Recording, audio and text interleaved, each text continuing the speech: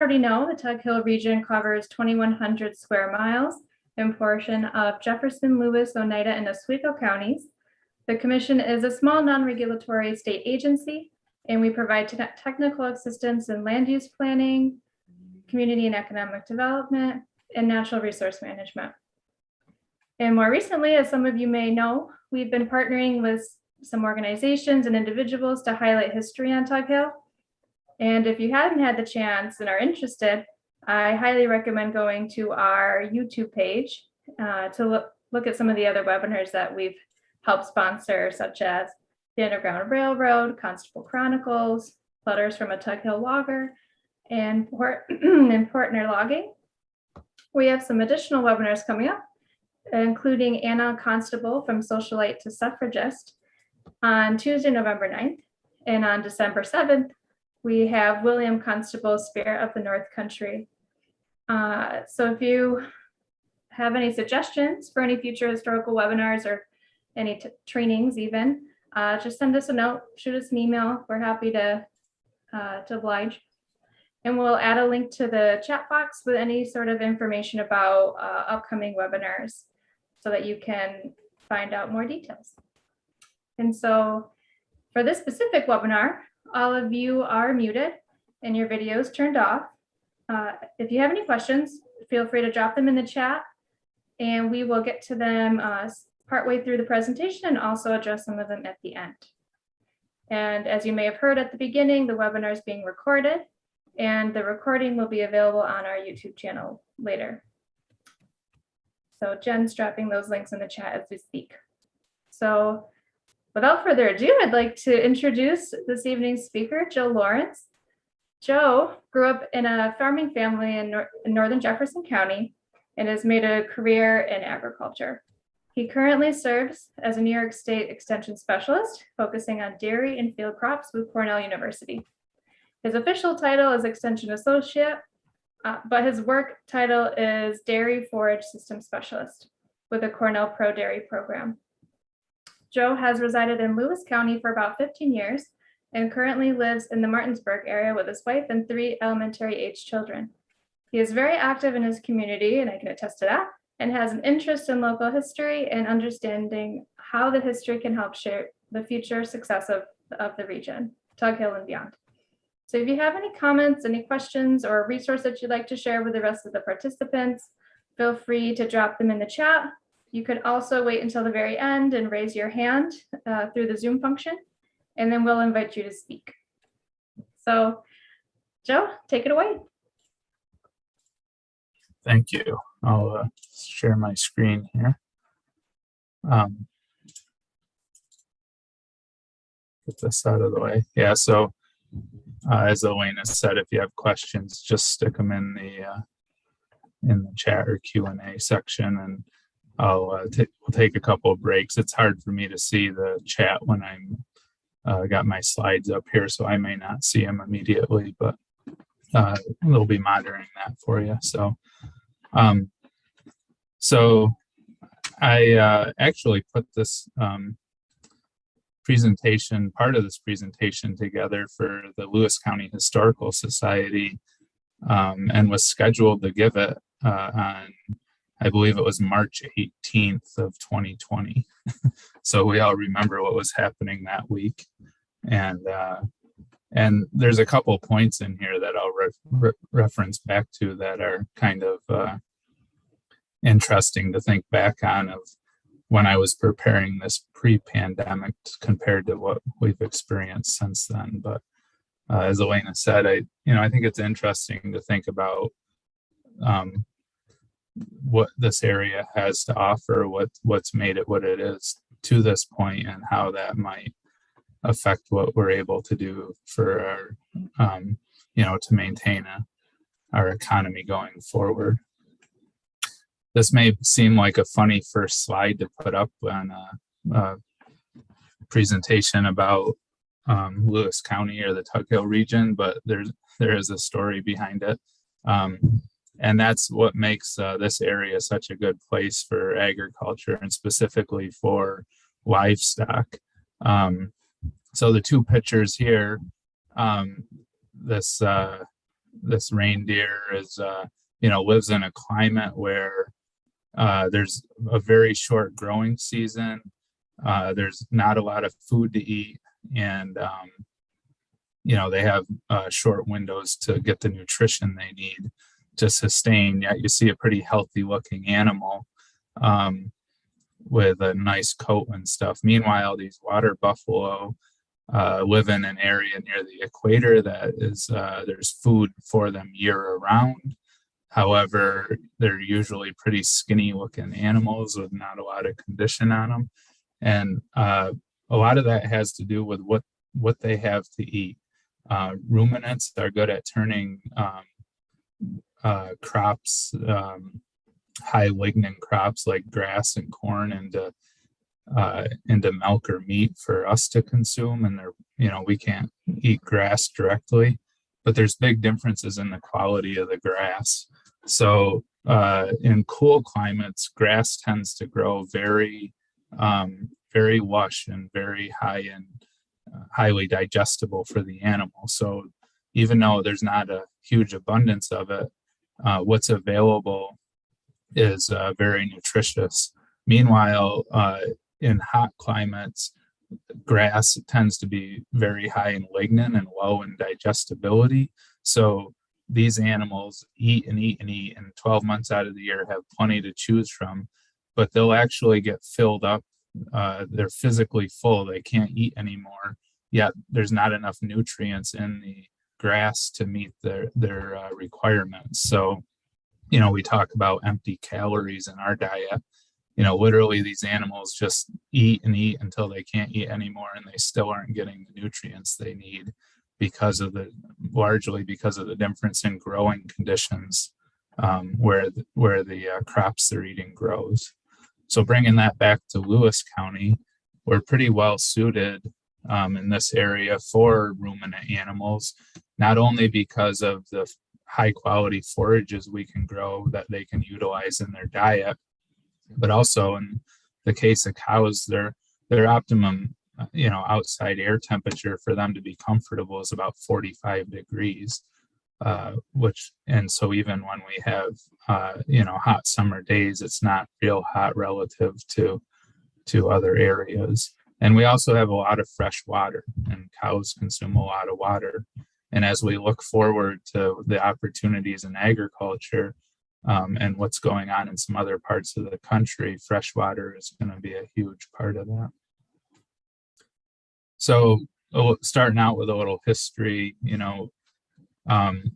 looking at past U.S. Census data, these are the different cattle and crops that were listed in that, and we still see most of them today in different proportions. And I was part of a tour a few years ago with Tom Yowzy, who does a lot here in Lewis County, and he said something that really struck me, and that was that the same natural resources, the same industries that pretty much defined Lewis County since it was first formed are still the same things that define us today. And so we have the same natural resources that have driven our economy for 200 years now. It's just that the rest of the world has changed, and we need to think of new ways to utilize those natural resources to drive our economy into the future. So looking at trends in terms of dairy, it's interesting to me where Lewis County is really known as a dairy county, and it's still economically is the largest sector of agriculture and one of the largest economic drivers altogether. But it's interesting to see the difference in total farm numbers and what percent are actually dairy farms. So even though we're still a huge dairy county, proportionally, there's actually a lot more farms that are considered other, growing other livestock or produce than any time in the past. So there has been some diversification. Now this includes some that would be considered more hobby farms. They're not necessarily full-time employment for the owners, but it just it's interesting to look at the trends. And then if we look at how much milk is sold, essentially today 100% of our milk is sold if we go back to 1900, about 73% of it was sold, and the remaining portion was for home consumption. So that's also changed over the years. Before refrigeration, largely, we looked to butter and other more stable cheeses that could be made out of the milk when it was still fresh to preserve it for longer. I thought this was a cool map that all these green dots are cheese plants. If we zoom in on Lewis County and take a look, there were 80 butter and cheese plants in the county around the turn of the last century. And, again, we weren't able to cool and keep milk fresh, so fluid milk had to be used pretty much right away, but we could turn it into these other products. 1913 is the first noted certified milk plant in Lewis County, and that was a shift again from home consumption and butter and cheese plants to actually the sale of fluid milk to others. Just some notable things about the area and the presence of dairy in the area. There was the big cheese, as it was known, was a block of cheese made in West Martinsburg that appeared in the World's Fair. It weighed 11,000 pounds. It was 20 foot in circumference. And it took the milk from approximately 2,850 cows to make that block of cheese. And if we look at what the capacity of most milk plants was at that time, it was 1 day's capacity from 25 of those plants. As the previous slide showed, around that time period, there was in the neighborhood of 80 plants in the county, and it was approximately the capacity of 25 of them just to make that one block of cheese. So if we do the math, that means those cows were averaging about 38 pounds per cow, and we'll talk more in a bit about how production has changed. And that means each of those plants was about 4,200 pounds per day that each of those plants was processing.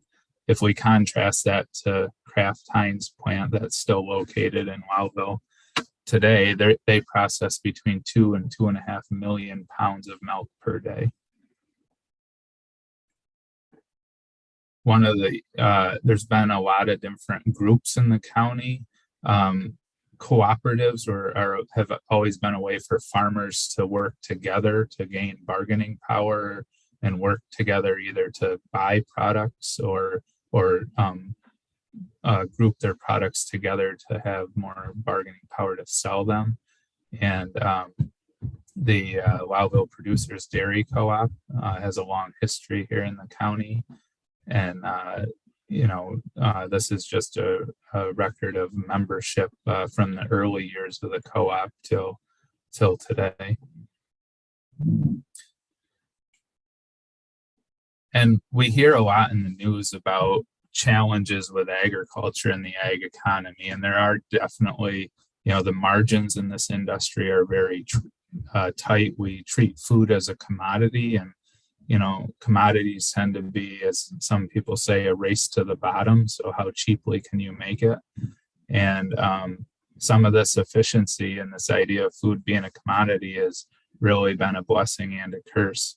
But it's not new. It's not unique to the current news that we're seeing about agriculture. And just a few things that I have picked up over the years that I thought were interesting was a strike at a milk plant in Croghan in the 1930s because farms were unhappy with what they were getting. And, this is what spurred some of the formation of cooperatives at the time. And then this was a cartoon in a magazine from 1953 talking about the squeeze on the farmer between what they were getting paid and what their operating costs were. So unfortunately, it's nothing new, but it's something that the industry has just always continued to adapt to the best of its ability. It hasn't always been pretty, but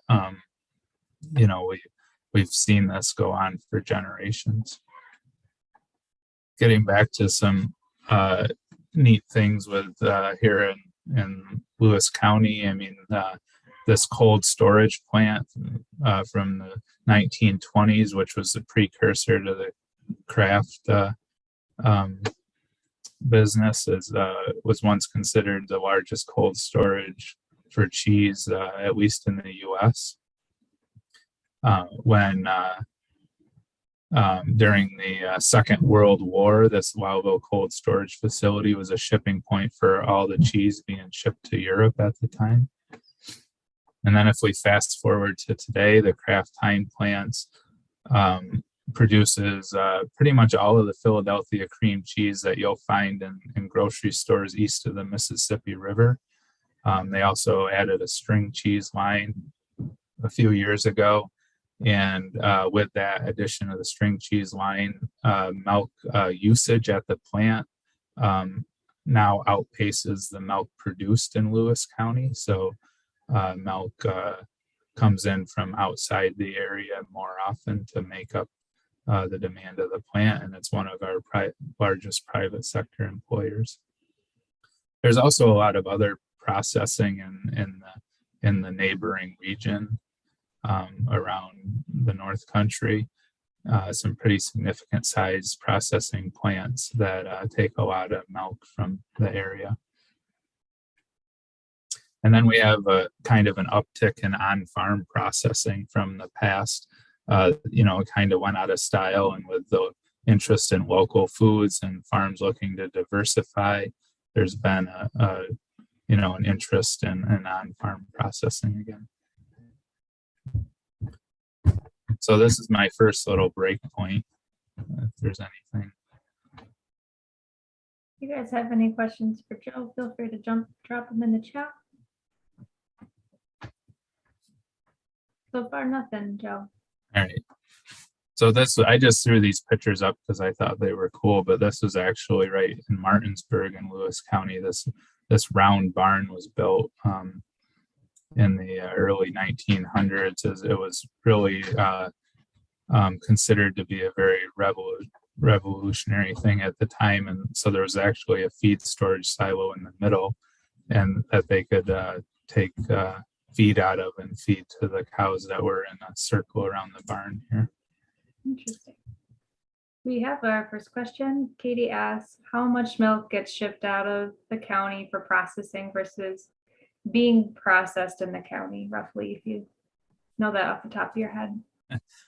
I don't know exact numbers, Katie. It's like I said, just the Kraft plant alone could now uses more milk than is actually produced in the county, so that makes us an importer of milk. But the milk supply chain is kind of fascinating and kind of crazy, and so there is still, despite that fact, there is still some milk, depending on what cooperative farm might market their milk to, that does get shipped out of the area, and others that gets shipped in. So it's a real game of moving milk around. And so I don't have an exact number other than that. If we were to actually look at usage, we'd be an importer of milk right now. Maybe a follow-up. We got a couple follow-up questions. Did you want to say something else, Joe? Yeah. Well, no, I pulled up the chat, so I saw them there. Oh, so. Okay. I guess a follow-up question to Katie. What's a good resource for agriculture statistics? USDA Ag Statistics Service keeps pretty good data. It's not quite as robust as it used to be. They've kind of cut back, but you can go, it's USDA NASS, NASS, and you can search by state and county and pull up information for each county on some of the major agricultural sectors and stuff, like how many cows and that sort of thing. So I see another question here about where do the Amish fit into the story with the area. So yeah, so that's been it's there's been time points where there's available land in the area.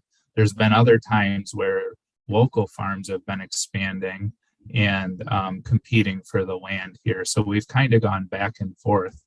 But many of the Amish moved into this area during one of those times where there was some retirements out of the industry and some smaller farms were vacant because other local farms weren't currently expanding or looking to buy that land. So they were able to establish a few different communities in the county, and the Amish that are dairy farmers that ship milk, most of them utilize community milk houses. So the milk cooperative or milk plant actually has a milk house with electricity, and the Amish take their milk there after each milking, so it can be immediately cooled to meet health and safety standards. And they don't have electricity directly because they're using one of these community milk houses, but they basically pay for the use of that house through like deductions in their milk checks. Janet, where exactly was the round barn? I believe it was near the Whitaker Road, but I'm not 100% sure on which street it is on. There may be someone else on this webinar that can chime in with an answer to that. Thanks, Joe. All right, so kind of the next segment of this is just thinking about how how agriculture has advanced. Again, we'll use dairy as some examples just because it's so big in this area, but there's been a ton of advancement over the years, and some of it's looked at favorably, some of it's not, but I'll try to give some context to some of it. So just some stats when we saw, that it was really as we would expect around the Second World War and that post-World War period that we started to see more mechanized equipment. And, one indicator of that was reductions with farms reporting horses. Again, this is USDA data where they, in the census of agriculture, they would collect information like this. And we see this sort of drop in farms reporting horses in this time period. This was still to this day, the biggest drop in dairy farms was related to this time period here. And if we were live, I'd ask if anyone knew why. I'm sure there's some people on here that do. And I actually kind of already mentioned it with the Amish, but the reason for this big drop in dairies during this time period was the transition from using station cans to having bulk milk cooling on site. So this was a huge investment for farms at the time to go from the station cans to having a bulk cooling system. And the primary reason for this was health and safety, quality of the milk. So the mandate was to get the milk as cooled down as quickly as possible to prevent any bacteria growth or spoilage or anything else. And that just wasn't feasible by taking milk cans into the nearest cheese plant or whatever. And this, like I said, to this day, this constitutes the biggest event that we saw a decline in dairy farms, with a lot of smaller farms just not willing to make that investment at the time. And then there's just been a continual, we learn something, we adapt to it. This is a crazy old picture of a tractor with steel wheels billowing smoke and a huge plow behind it. But we all probably know what that led to, right? Tillage was driving production until we hit the Dust Bowl. I found this in a museum. This was a corn cutter that went on a boot and you kick the corn stalk to cut it, and compare that to this unit today that can harvest upwards of 100 to 150 tons of silage per hour can go through that machine into the truck. And we've moved on from a lot of tillage to trying to do more no-till, where we have better planting equipment that can plant directly into a field without tilling it to help preserve the soil. And over this time, there's been a lot of efforts to improve crops. And we see here in this graph of corn grain yields, the red is a period before the hybridization of corn where they were relatively flat for a long time. Then they plant breeders figured out if you cross two plants together, you got what's called hybrid vigor. And we saw a continual growth in yields really through today. And then in the 90s, biotechnology was introduced, where instead of breeding by traditional methods, the biotech breeding was introduced, and we've continued to see climbs in yield at a slightly faster rate. Not only is it due to the genetics of the plant, but also overall just better plant nutrition, feeding the plants better control of pests, and better improving the soil so that we're taking better care of the soil, and that results in more productivity. I found this in my office when I inherited an office that had several file cabinets of old paperwork in it at one time. And I found this, which I thought was pretty fascinating. 1963, a USDA engineered barn design for a barn that would double as a fallout shelter. And you can see here it's got some information about the radiation through a door versus if you stacked wet hay in front of it.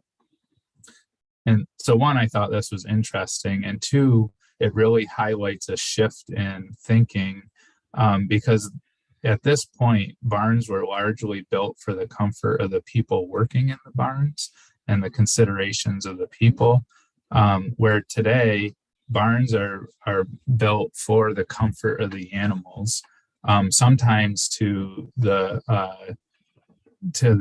discomfort of humans. As I mentioned, cows like it at 45 degrees.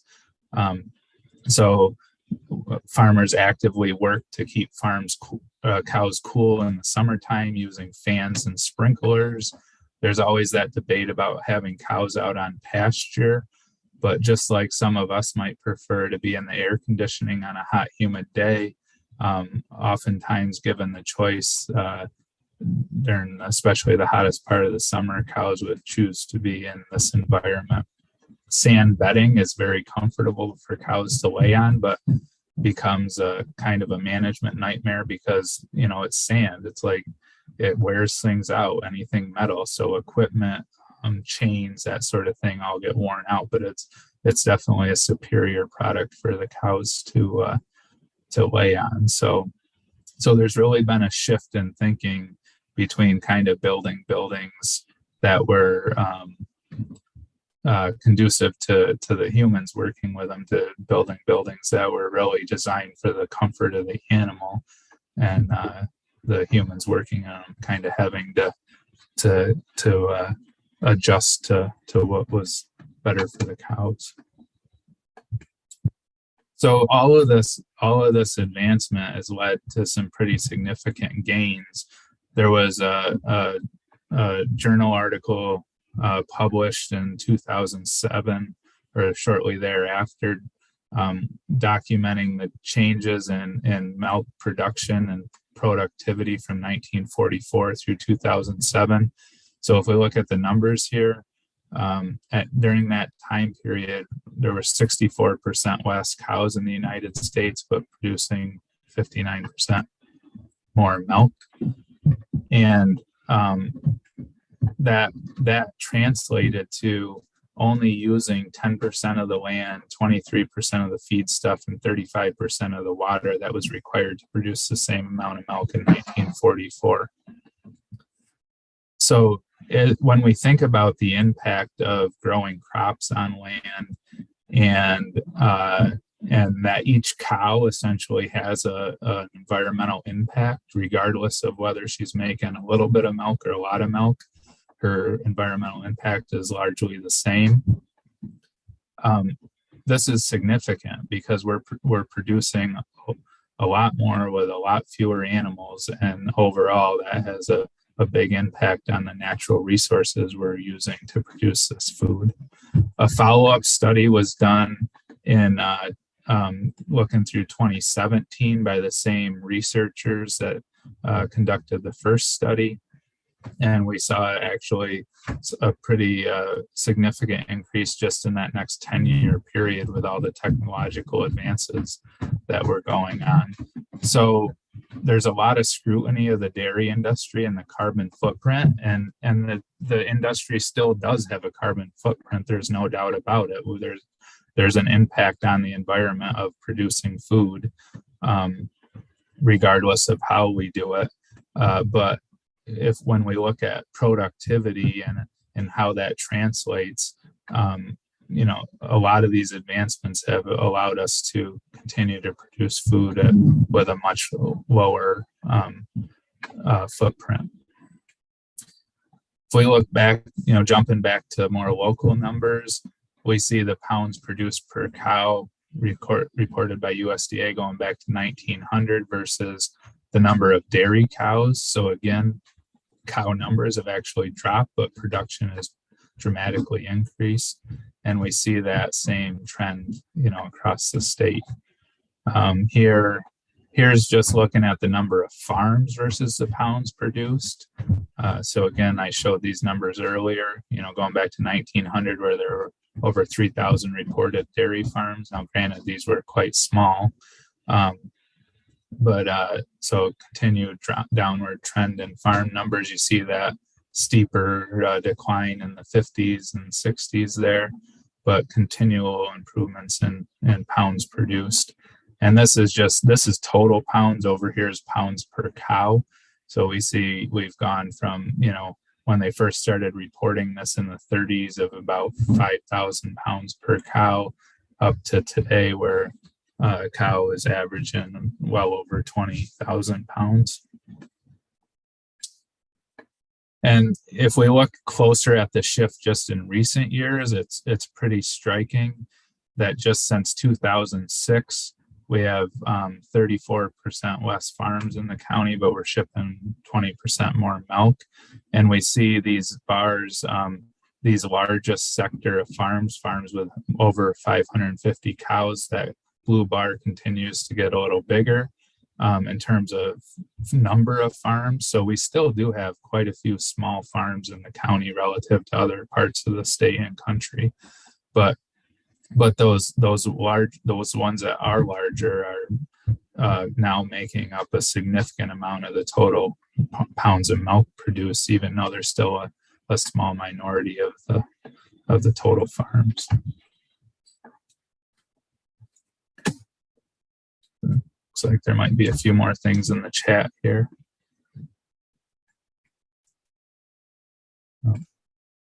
Any other questions? Oh, and so yeah, we can share these slides afterwards to people that signed up. So if you want to see the slides afterwards, those can be shared. Great. Looks like we don't have any new questions in the chat just yet, Joe. All right, so I'll keep going. So now kind of the third leg of this, just thinking about moving forward, climate is huge. We're also trying to balance a global economy with a local economy. And, this is just some thoughts and some data regarding that. This is one of the slides that was most striking to me as I went back through this again. I originally put this together probably within a month of when the pandemic hit. And this data is from one of the universities, and it's just all these blue lines are showing the interconnections of how agricultural products move across the country. And And it states in the article that there's 9.5 million links between counties on these maps. So we think if we're here in the Northeast and a lot of, the Central Valley of California is a tremendous producer of a lot of our fresh fruits and vegetables. And that all comes into, hubs in the Midwest and then goes out from there. As we consider these trends, it's just simply capitalism and finding the right climate. If we used to have a big fruit and vegetable sector in the Northeast, but it largely moved to California because they could just outcompete us, and there was no real penalty for trucking that stuff all the way back to the East Coast. And so if we start to think about changes in climate, start to think about things like carbon penalties, all of a sudden that may make some of these industries more competitive to come back to the Northeast. They left because of this current system we have. They just weren't competitive. But as we see things change, that may change too. And then again, this study was published in November of 2019. And it showed 9 counties, mostly in California, are the most central to the overall structure of our food supply network. And a disruption of any of these counties may have ripple effects to the food supply chain of the entire country. Kind of interesting words to read now, right? We've been experiencing that for the last year and a half, and probably will continue to do so. And this is really highlighting why concentrating industries in certain areas may be efficient because of the weather conditions they have or other notable attributes, but it may not be a sustainable thing, or it may be a much more risky way to do things, right? When we think about Lewis County as in terms of productivity versus population, we produce 2 of our main products are milk and maple, both of which we produce way more of than individual residents would consume. Although I'm probably guilty of consuming 1.5 gallons of maple syrup a year. That's probably not the average of residents, right? And certainly from the milk standpoint. So we're an exporter.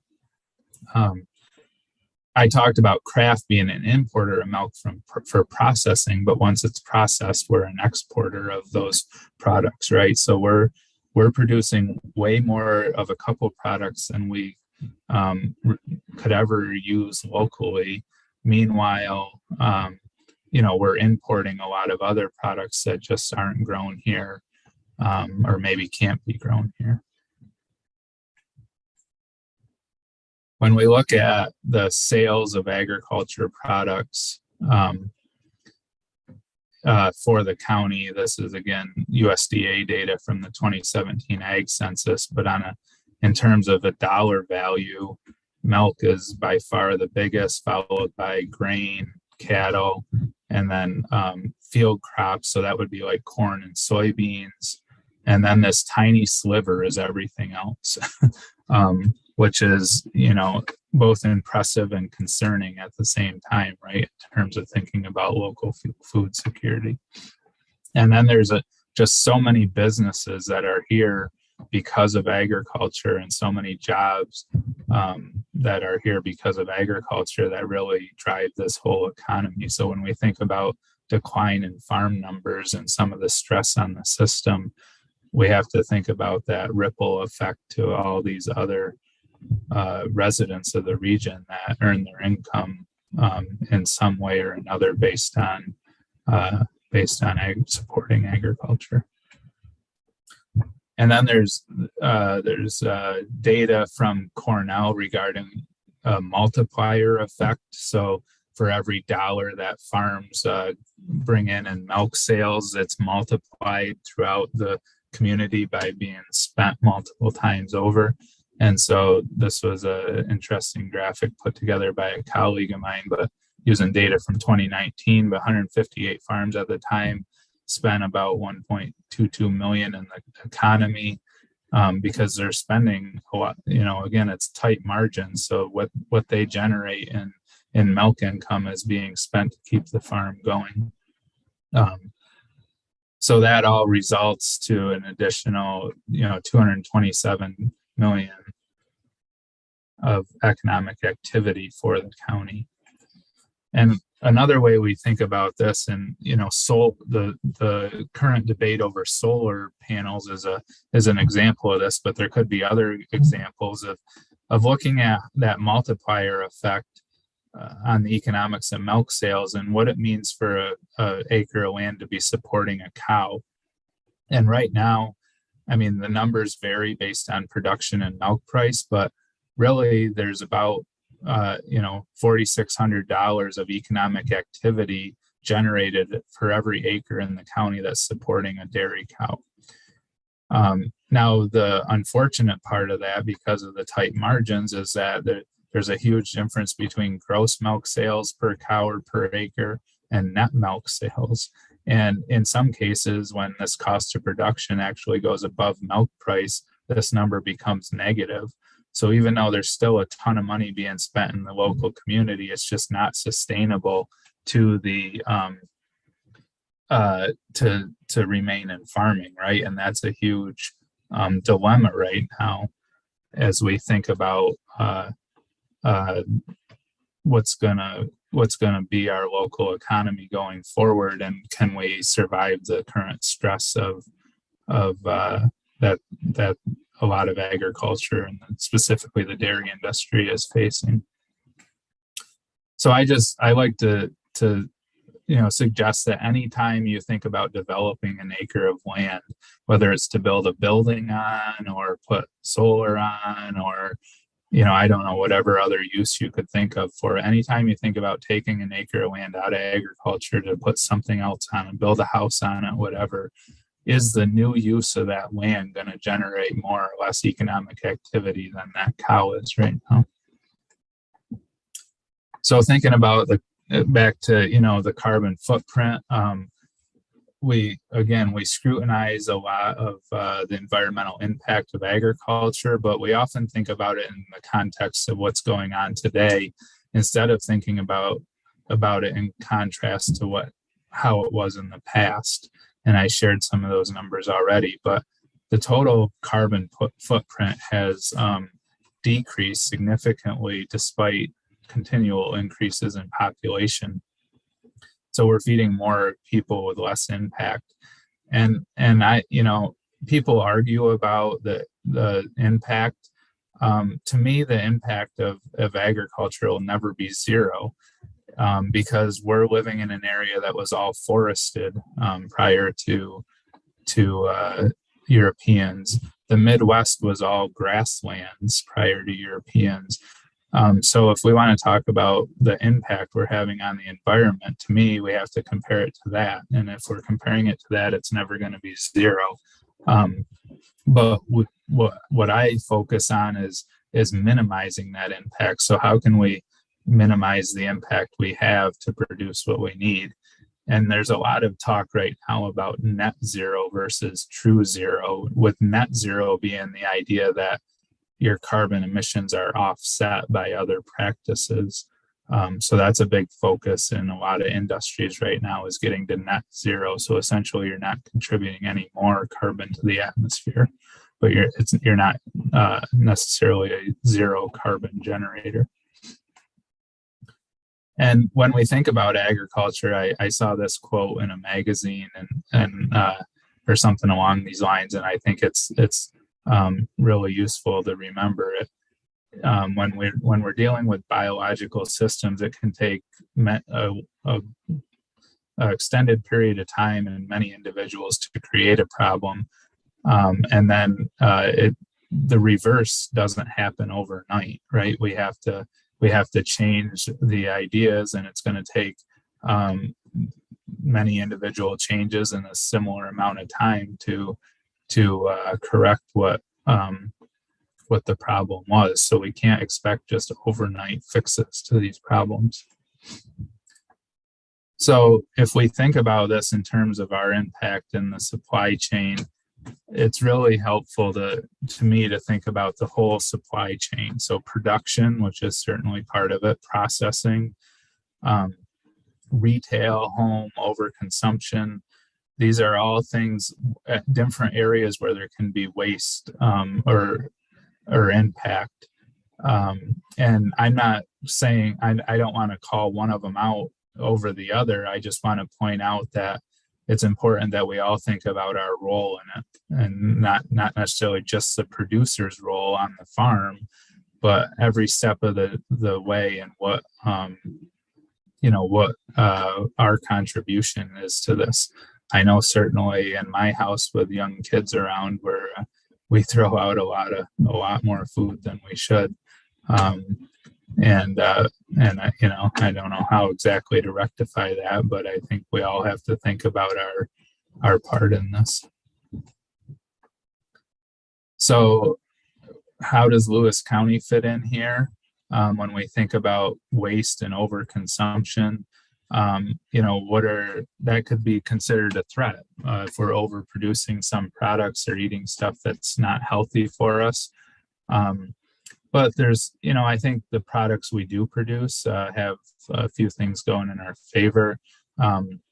Some different research that's been done here is just where they tried to put the nutrient density of a product onto an equivalent in terms of grams of greenhouse gas emission. So this is not just how many greenhouse gas emissions there are to produce this product, but it's really looking at how much of our nutritional needs are met by the product.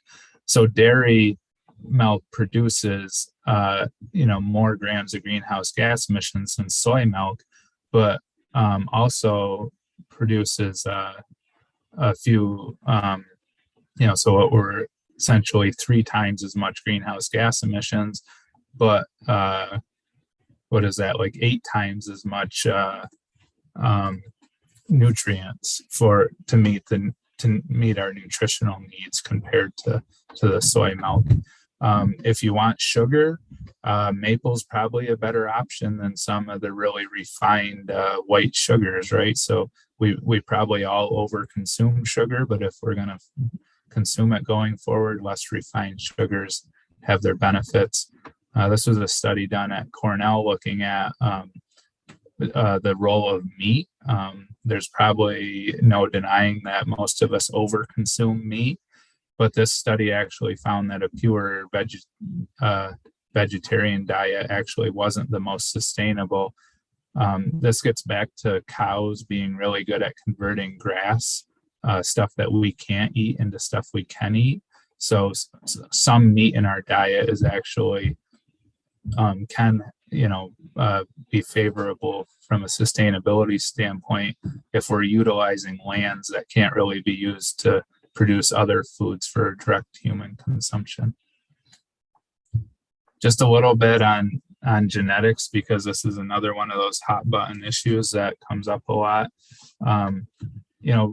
I referenced this earlier with the corn yields, but for basically forever, we've been selecting crops based on traits that were desirable to humans. And most of the time, this was some sort of spontaneous mutation. So there'd be some sort of spontaneous mutation in a certain plant. The human would see that and find that trait desirable to the plant, or if it was more edible or something. And so they would save the seeds from that and replant it. And that's largely what plant breeding was for a long time. When we talk about using biotechnology, this is an instance where we're actually snipping out a certain part of the DNA or adding it in, and we know exactly what's happening at that point. I'm not saying that, you know, there's not problems with it, and we'll talk about that a little bit more as we go. You know, there's been some challenges, but at the end of the day, we can actually do this and know exactly what we're changing about the plant if we want, you know, and this is showing something that produces a few seeds kind of sporadically versus something that produces a clump of seeds all at once, which may be more desirable for, you know, for humans. So so we'll get into this a little bit more, but I've always thought this graphic was a nice one to kind of define it. And this is an example that a colleague shared with me that I always thought was pretty cool. So this is a painting of a watermelon from an artist in the 1600s. And this is a watermelon that we, you know, be accustomed to today. You know, watermelons have never been genetically modified by, you know, biotechnology purposes. The difference between this watermelon and this watermelon is purely through human selection for what we wanted in that to make it more desirable for us to eat. So I've always found that to be a kind of a fascinating comparison, and it's cool that we have a depiction like this from the past to compare it to. In terms of the genetically engineered crops that have been approved in the US, most of them focused on agronomics. They focused on making it solving problems that farmers had in the field. So we have insect tolerance traits. We have some herbicide tolerance. So in other words, you can spray a herbicide on a plant that would normally kill the plant and it lives. Meanwhile, the weeds around it die. We have seen actual improvements in forage quality through biotechnology, virus resistance. And there's been a lot of confusion about this in the general public, and we don't have time to get into it all tonight, but it's, you know, these were focused on productivity, on solving pest problems, and led to a lot of concerns. There have been a few more recent USDA approvals that really kind of, you could argue, have more of a human benefit rather than a production benefit. One is called an Arctic apple, which when you cut it open, it doesn't brown. So aesthetically, this can lead to a lot less food being thrown away when we cut up apples to put in our kids' lunches and they come home uneaten and all brown. You know, could be some benefits there. Acrylamide is a natural occurring compound in potatoes that's actually been found to be carcinogenic when fried, and we fry a lot of potatoes, which probably isn't the healthiest thing either, but they've come out with a low acrylamide potato that you know, reduces that risk. So there's some benefits of this technology, like the ability to adapt better practices. So one thing about using more herbicides is to control weeds is we don't have to use tillage as a means of weed control. So we've seen an increase in herbicide use, but it's allowed us to do more no-till, which has other benefits. We've shifted to using products that are actually less toxic. So yes, we're still using pesticides in the environment, but by comparison, the products we're using today are considerably less toxic than the ones used in the past. And here's just a little chart of some of that data that's been collected. Here's showing biotech soybeans and kind of trending with acres of no-till farming and soybeans, and again, we're still using herbicides, but the rates per acre have gone down, and the toxicity of the products we're using has gone down significantly. There's also challenges. We've overused these products. You know, I like to use the toolbox analogy. So if you keep using an adjustable wrench for something, eventually you're probably going to wear out the head on the bolt or something, right? Where if you actually find the right size wrench and use it properly, it'll last a lot longer. And we've overused some of these tools, and one of the consequences has been an increase in weeds that are supposed to be killed by these herbicides no longer being killed. So that's definitely a challenge in the industry, and something that probably could have been prevented, but it's a lesson learned on the opportunities and cautions of using some of these tools. And then this has really been going on since the Dust Bowl. There was a lot of focus on the impacts of tillage after the Dust Bowl. During the World War era, we saw the use of synthetic chemicals increase. These chemicals facilitated further reductions in tillage, more no-till. Then there was the publication of Silent Spring, and pretty much ever since then, it's been this back and forth debate on these practices and what the right balancing act is, and what the potential negatives are, and that's still going on today. So as we think about the future and some of these practices too, I also like to get people thinking about production practices versus health indicators. Oftentimes we see where production practice labels get confused as health indicators, where there's very little data that any of these categories actually have significant differences in the health of the nutrition of the product. Meanwhile, some of these things, that fats, how much whole grain we're eating, refined sugars, how much stuff is processed, continue to have a big impact on our actual health, and really have nothing to do with these over here. I don't think I have it in this presentation, but I found I have a picture of a box of organic Oreo type cookies. Well, an Oreo is just not healthy. It doesn't really matter if it's organic or not. And this was an admission by a vice president from one of the biggest yogurt companies in the world.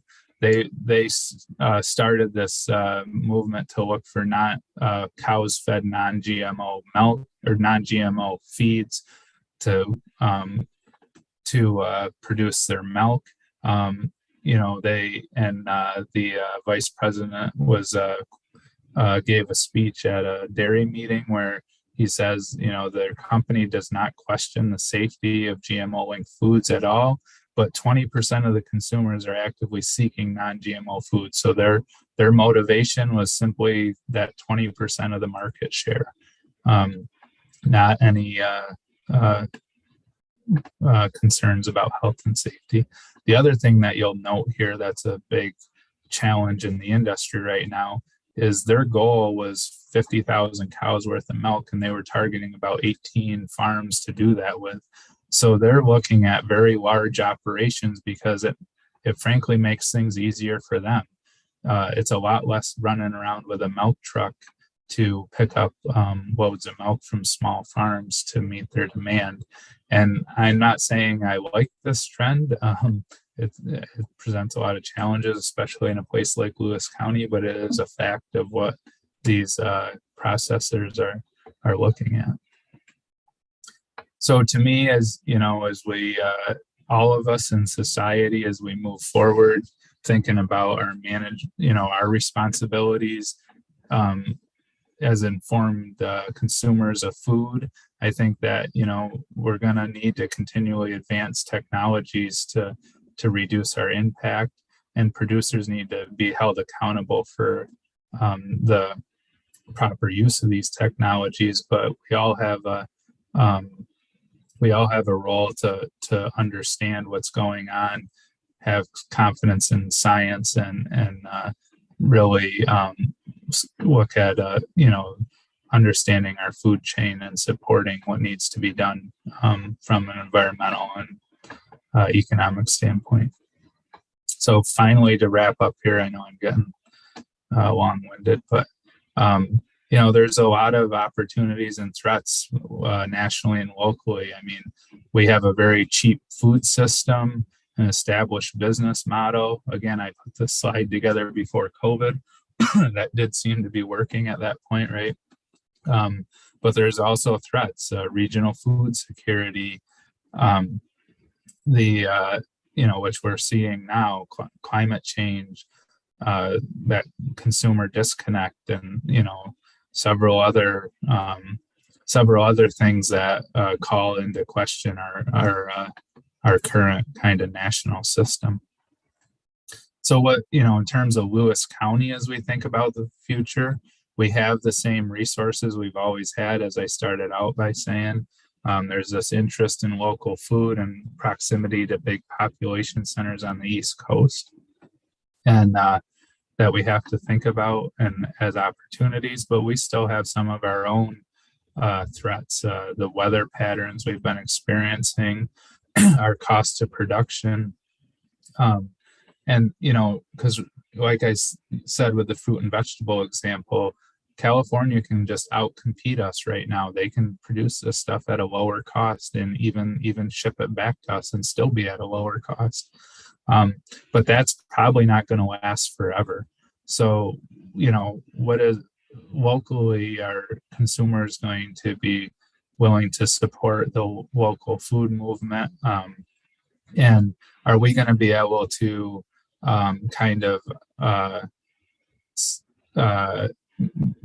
remain competitive long enough to where some of these other things may shift back into our favor? I like to talk about the local economy as marathoners, mid-distance runners, and sprinters. So the marathoners are maybe a little more boring, but they're kind of the backbone that are already always there, and that's largely been our dairy industry. The sprinters tend to be really exciting, but maybe don't last as long. And I hope that's not some of the local food movement right now. There's a lot of excitement around that. But I hope these folks are at least get to be mid-distance runners and it's not just a blip in the radar that's creating some excitement now. But, we have to balance this out. As we think about addressing climate change going forward, we have to think about the environment versus the economic models that we have now. Land being in agriculture drives our economy locally, and what's our return on that? The cost of using that land environmentally. So I tend to think that marginal acres have a larger environmental footprint, and if we did a better job of optimizing production on our good acres, we could return some of those marginal acres to woodland and other things that would help environmentally. But we have to think about how that affects how we balance that out with our economy too. We already are growing some different crops. We have a vineyard in the county that actually brought in cold hardy grapes that were bred at the University of Minnesota, and we have some cold hardy apple varieties in the county now that are better able to survive here. And we've also seen where winter hardiness zones continue to shift, and we can actually grow things here that we weren't able to in the past, and that's likely to continue. So we'll probably see more opportunities for some different crops in the future. So I think if we can continue to think of look at ways to diversify the area with a mix of commodity production and value added products, maybe a return to more diversity, and as a nation, we need to work on right sizing production a little bit, so we're not overproducing some of the products we are now. We gotta do a better job of balancing supply and demand, and then again, hopefully we can have this balance of marathoners and sprinters in our economy. So that's what I had for you tonight. Sorry, my voice is a little dry here. But. Thank you, Joe. We've got, well, Milt was actually asking for your contact information, but you've got that up there for him. And Janet asks if you have any idea what the total number of ruminants in the US pre-European versus today might be. And she's really specifically curious about methane production pre-post colonization. Yeah, that's a great question. And I don't know. I mean, I know I've read about estimates of population of bison and stuff pre-Europeans. I don't recall what that was off the top of my head. But most studies have shown that the methane production of a ruminant cow or bison or whatever, similar animal are, it's probably 75% or more of that methane production happens regardless of the productivity of the animal. So a lot of that, methane production is happening whether the animal is just wandering around aimlessly grazing, or if it's giving a high level of milk production or something. So I don't remember those numbers on bison estimates, but to compare to today. But if I'm sure we can look them up, and like I said, if you do look them up, it's in terms of methane production, it's a lot of that production's still there, even if the animal's not producing. Joe, Milt would like to speak, so I'm going to give him the ability to access his mic. Hi, Milt, can you hear us? Yes, thank you. Good. Milt Jeanette here down in Madison County. Hi there. An excellent and very professionally done presentation, Joe. Thank you for it. I do have one sort of general question. I'm thinking of a book that was written by Douglas Harper. You may know it, called Changing Works, Visions of a Lost Agriculture. And he focused on Jefferson County. Okay. And he was especially attuned to the human side of things, not only the agricultural commodities. And so he lived with families, or interviewed many of the families. And I think it's especially important that we have the oral histories of folks who witnessed these changes that you've talked about. I've done just a little bit of it.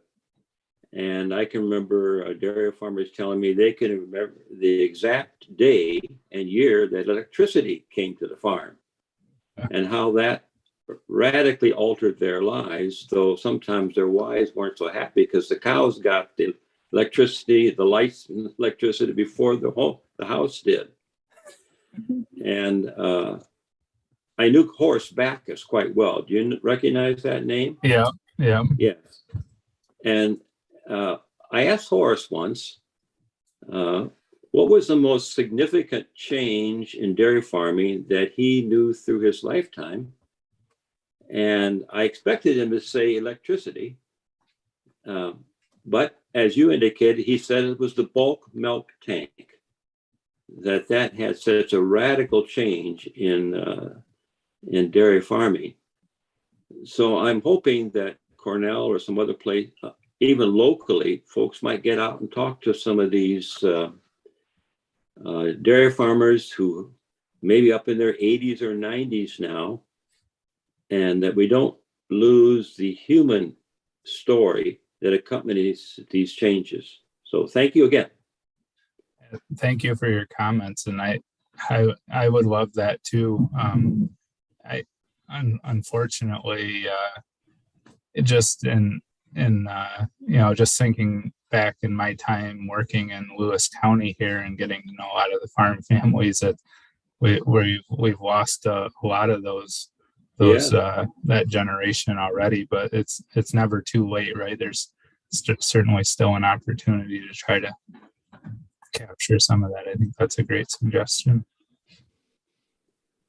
I second that. It would be really great to hear those stories. Thanks, Mel. Mm-hmm. All right. It doesn't look like we have any other questions in the chat, Joe, but we've got an awful lot of people saying thank you and that your presentation was very interesting.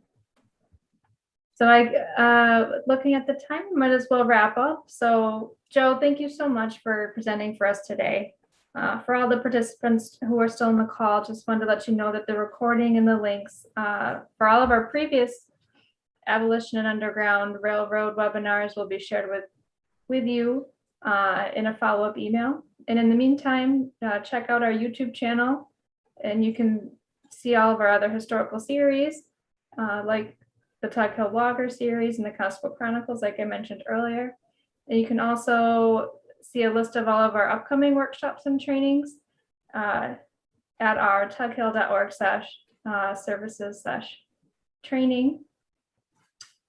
And Jen will be dropping those in the chat for you if you wanted to pull them up on your screen. And let me just real quickly, I want to share my screen so you guys can see. If Janet's still on, I just quickly Googled the bison, and I didn't take the time to really vet the source, but it says in the 1500s there were an estimated 30 to 60 million bison roaming North America, and it reached a low point in 1884 with around 325 known wild bison left in the United States. So thanks, Joe. That's a pretty dramatic drop there, and compared to the millions of cows, right? Yeah, that we've got today. And so here are just some flyers for the upcoming historical series, and feel free to go to the registration links and get signed up for that. So Joe, again, thank you so much for all the information. I think we all can say we learned an awful lot about the history of agriculture in Lewis County and New York and the US. So thanks for their time. Yeah, thanks everyone for joining. And feel free to reach out if there's any follow-up questions. Great. Have a good night, everybody.